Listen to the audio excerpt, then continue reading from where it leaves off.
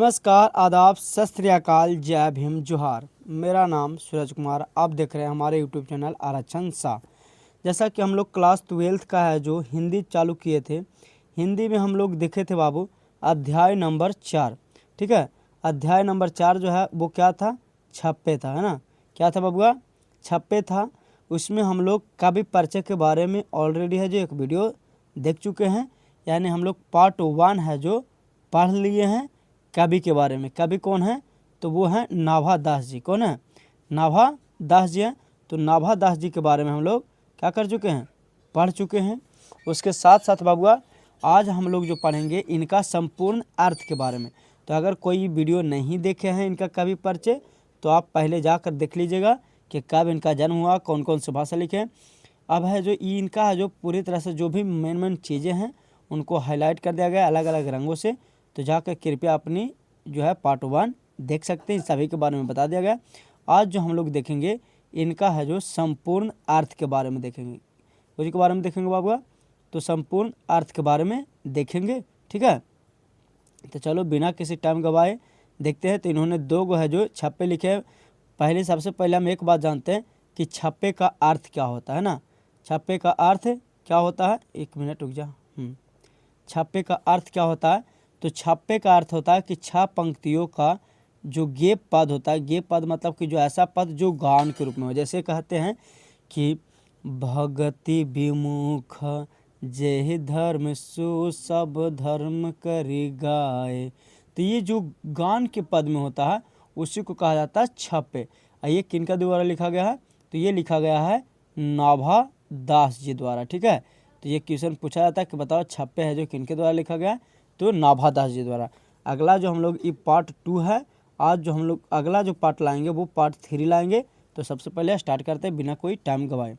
तो इसमें दो है जो पंक्ति है। इसमें पहला पंक्ति है किन के बारे में? कबीर दास जी के बारे में। ठीक है, पहला पंक्ति किन के बारे में? कबीर दास जी के बारे में। और जो दूसरा पंक्ति है बबुआ वो है आपका सूरदास जी के बारे में। ठीक है, तो सबसे पहले कबीर दास जी के बारे में हम लोग जानते हैं कि आखिर कबीर दास है जो वो कबीर दास के बारे में जो है नाभा दास जी क्या बताते हैं। तो कहते हैं कबीर दास बताते हैं कि भगति विमुख जे धर्म सो धर्म अधर्म करी गाय। कहता भक्ति विमुख मतलब कि कहते हैं कि जो व्यक्ति भक्ति से विमुख होता है यानी मुख को मोड़ता है तो ये धर्म सो अधर्म करी गाय। तो वो धर्म भी क्या होता है? अधर्म हो जाता है। कि जो व्यक्ति अगर भक्ति से क्या करता है? मुख को मोड़ता है तो वो धर्म भी कुछ हो जाता है, अधर्म हो जाता है। ये कौन कहते हैं? कबीर दास जी कहते हैं कि भगति विमुख जे धर्म सो धर्म। मतलब कि जो भक्ति से मुख को मोड़ता है वो धर्म भी क्या हो जाता है? अधर्म हो जाता है। मतलब कि अगर जो खाली फॉर्मेलिटी के लिए धर्म में लगे हैं तो वो क्या है? उसके लिए अधर्म है। आगे कहते हैं कि योग व्रत दान भजन बिनु तुच्छ दिखाए। कहता है योग यज्ञ व्रत दान भजन बिनु तुच्छ दिखाए। कहते हैं कि अगर भक्ति है, अगर भक्ति नहीं है तो तुम कितना भी योग्य है, दान कर रहा, भजन कर रहा, ये सब क्या है? तुच्छ है। तुच्छ मतलब छोटा है। कब छोटा है? जब तुम्हारे दिल में भक्ति नहीं है। जब तुम्हारे दिल में भक्ति नहीं है तो वो धर्म भी क्या है? अधर्म है। कितना भी तुम योग्य हो, यज्ञ कर लो, व्रत कर लो, दान कर लो, भजन कर लो, वो सब क्या है? तुम्हारे लिए तुच्छ है। कब? जब भक्ति यानी हृदय में भक्ति की भावना नहीं है तब। आगे कहते हैं, सुनिएगा और हाईलाइट करते हैं। आगे कहते हैं हिंदू तुरक परवान रमौनी सबदी साखी।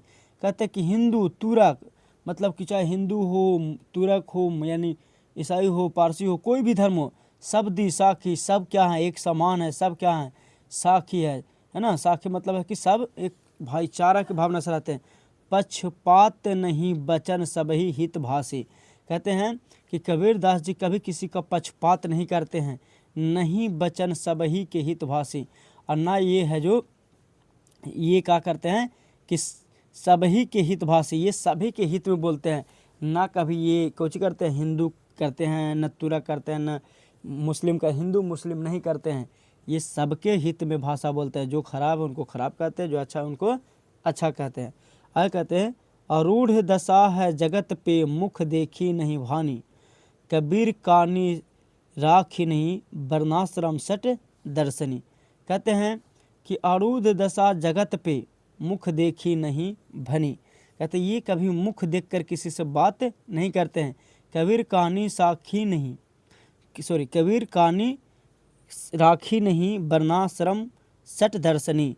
कहते ये कभी भी वर्ण व्यवस्था के बारे में नहीं बताते। जैसे वर्ण क्या होता है, वर्ण जो पहले जो था वर्ण तय होता था कर्म के अनुसार, आज तो वर्ण व्यवस्था जो तय होता है वो कुछ के अनुसार जन्म के अनुसार। मतलब है कि हम लोग को जाति, वर्ण मतलब होता है जाति, जाति वर्ण है जो कितनी व्यवस्था, चार। कौन कौन, तो पहला तो ब्राह्मण, दूसरा क्षत्रिय, फिर वैश्य और शूद्र, चार गो है। तो ये चार वर्णाश्रम, तो ये कहते हैं वर्णाश्रम सट दर्शनी। कहते हैं कि कबीर कहानी राखी नहीं, कहते हैं कबीर दास जी कभी भी जो है वो है जो वर्णाश्रम को नहीं मानते थे, वर्ण व्यवस्था को नहीं मानते थे। वो सब कहते थे कि सब क्या है, सब है जो हितैषी का भाषा बोलिए, वर्ण व्यवस्था कुछ नहीं होती है। अगला जो है पंक्ति बाबू, ये है सूरदास जी के बारे में। किन के बारे में है, सूरदास जी के बारे में। कहते हैं उक्ति योज अनुप्रास वर्ण अवस्थित अति भारी, वचन प्रीति निर्वाही अर्थ अद्भुत तुक धारी। कहते हैं कि उक्ति उजन यानी इन जो उन्होंने पंक्ति लिखते हैं वो ही चौज है। चौज कहने का मतलब बहुत ही अच्छा है। उन्होंने अनुप्रास का प्रयोग करते हैं। जो सूरदास जी है जब इन्होंने कविता लिखते हैं तो उनका जो कविता होता है बहुत ही स्मरणीय होता है, यानी उसमें यानी कह सकते हैं अनुप्रास वर्ण का प्रयोग किया गया। अवस्थित अति भारी, उनका जो अवस्थित है शब्दों का, जो अवस्थित है शब्दों का यानी वर्णों का जो स्थिति है वो बहुत ही अति भारी है। शब्दों का मतलब यानी अवस्थित कहने का मतलब कि वो शब्द जहाँ कविता लिखते हैं वो शब्द को इस तरह से बैठाते हैं कि कहने नहीं बनता, अनुप्रास का प्रयोग करते हैं। कहते हैं वचन प्रीति निर्वाही अर्थ अद्भुत तुक धारी। कहते हैं इन्होंने वचन प्रीति निर्वाही अर्थ, इन्होंने अर्थ इस प्रकार से बैठाते हैं कि अद्भुत तुक धारी। तुक किसको कहते हैं, तुक किसको कहते हैं जो शब्दों के अंतिम में है जो उसके जैसा मिलता है। जैसे भारी, धारी, भासी, प्राकाशी, ऐसे है ना, जो एक मिलता जुलता है उसको कहते हैं तुकधारी।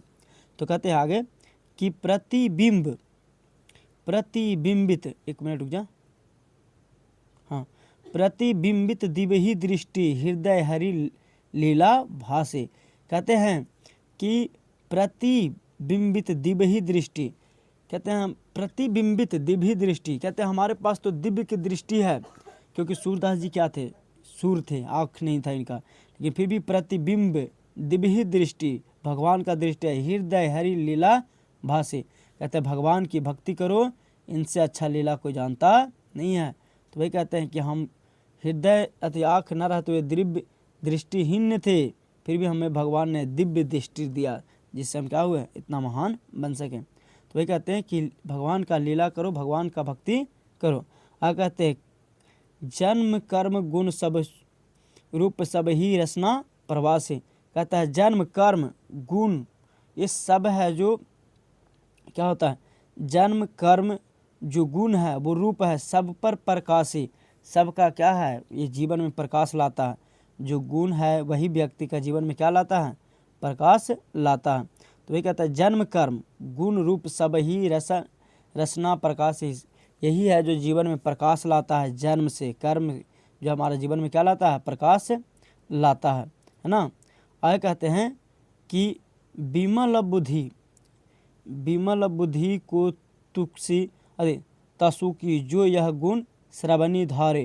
कहते हैं कि अगर जो भगवान की जो कथा सुनता है, भगवान का जो भक्ति का जो कथा होता है, कहते हैं कि विमल बुद्धि हो तासु की जो यह गुण श्रवणी धारे, सूर कविता सुनी कौन कवि जो नहीं सिरचन चाले। कहते हैं सिरचना, रुक जा, हाँ, सिर चालन करे। कहते हैं कि जो भगवान का जो श्रवण सुनता है, मतलब भगवान का जो कथा सुनता है, वो बहुत ही विमल हो जाता है, बुद्धिमान हो जाता है। सूर कविता सुनी कौन कवि। कहते हैं कि सूरदास की जो कविता सुनकर कौन कवि है जो नहीं सिर चालन करे। सिर चालन मतलब कौन नहीं है जो सिर को हिलाता है। भगवान की भक्ति में कौन है जो सिर नहीं हिलाता। अगर जो व्यक्ति भगवान की भक्ति में सिर नहीं हिलाता तो वो भक्ति है जो बेकार है। अगर आप भक्ति कर रहे हैं और चार दिन दिमाग है कि कभी ची कर दें कभी ऊँची कर दें, तो ऐसा भक्ति न करो। तो इसीलिए कहते हैं भक्ति विमुख जो धर्म सो धर्म अधर्म करेगा। कि अगर भक्ति कर रहे हैं और भक्ति दिल से नहीं हो रहा तो वो सब धर्म क्या है, अधर्म है। ठीक है, तो वीडियो अगर अच्छा लगता है तो शेयर कीजिएगा, लाइक कीजिएगा, हमारे चैनल को सब्सक्राइब कीजिएगा।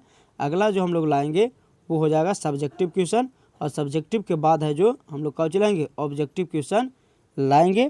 ठीक है, तो आप इस प्लेलिस्ट में अभी और सारे वीडियो हैं 1 to 5 चैप्टर के, 1 से लेकर के 3 चैप्टर बना दिया गया है, वो भी जा करके देख सकते हैं। प्लेलिस्ट बनाया गया क्लास 12 हिंदी चैप्टर बुक वाला, ऐसा करके बना दिया गया, जा करके आप देखना। ठीक है, फिर जल्दी ही बायोलॉजी भी स्टार्ट कर देंगे, और जिनका पता नहीं है वो अपने दोस्तों को बता दीजिए कि 12th की क्लास है जो चल रहा है। ठीक है, फिर मिलते हैं, बाय।